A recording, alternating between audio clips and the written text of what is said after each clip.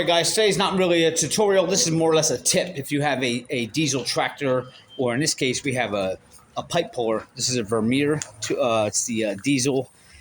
And I just want to show you, we had a problem with this thing running for a few minutes and then it would just die out.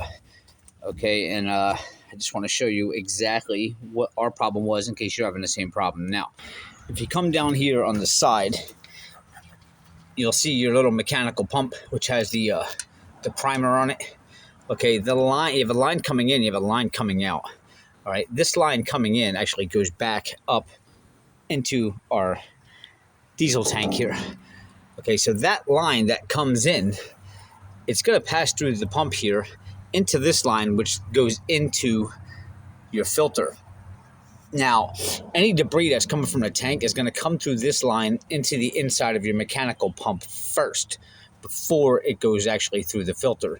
So when I had taken this line off, and I already loosened this bolt for sake of speeding up the video. Now be careful when you pull these out. These do have two washers on them. It's going to be one on the inside and one on the outside. You don't want to lose those washers.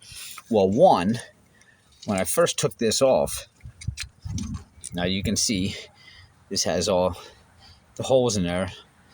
These were all clogged with mud. And I don't know if you're going to be able to see this, but inside of this pump, look at all that mud inside of there.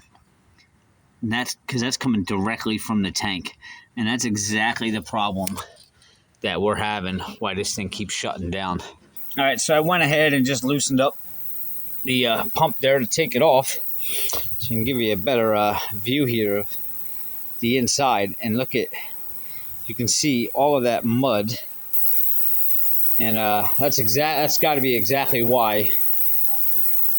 Yeah, our return's got nothing, but it's all built up there on the end.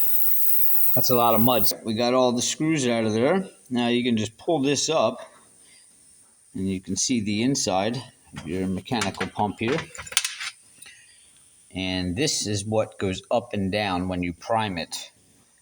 See if I can show you that. You can see that going up and down there, and it's really tight. Now, if it gets damaged in here or ripped, that would be a problem too. So you want to examine all that when you take it off to make sure that this isn't all tore up. All right, because then you're not going to be able to prime properly. All right. So I got that apart, and we got a little screw right there we're going to take out and remove that assembly, and then we're going to drop this all into the ultrasonic cleaner there. And that's all the pieces. And on this part here, you want to flip this over. You're going to have a little bolt on the bottom here. You want to take that out so that we'll be able to, the ultrasonic cleaner will be able to get inside of there too. Now, if you're not using a cleaner, now you could go around and you could blow this out. I would blow through the lines here, and you can blow through the hole here. Try to blow out any blockage that's in there. But I wouldn't go full power on it. Just, you know, you don't want to damage anything in here. You got a little check valve right here that you'll see going up and down here. Just don't use too much air pressure, but you can put this in some parts washer, some brake clean, whatever, and just kind of blow all these out now once you have that bottom bolt removed. And be careful, this little guy right here, you can see this slides in and out right there. And that was when you took off this little screw here with the retainer on it. So just be careful you don't lose this little clip right here. That's important.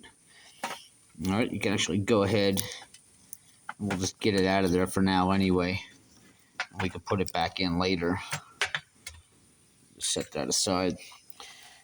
This way we can get in everywhere there now. The cleaner can get in there. But that's basically it when you take these apart. And I think you'll find that the machine will run much better,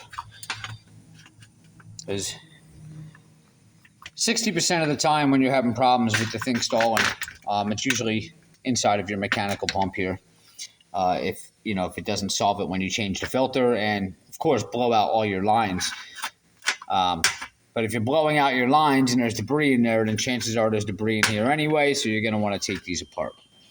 So if you're having the same problem with your tractor or whatever, I would check there. Always start with the lines coming from the tank, work your way up. You could have a line stuck in air. That could just be a loose line or whatever. But in our case, there's so much mud that got sucked up through that line. So we're going to drain that tank and blow some air through all the lines, clean out the lines and everything. And I guarantee you that's going to solve our problem. So hopefully this helps you out if you're having that same issue, and it might give you an idea where to look. All right, guys, I'll see you next time.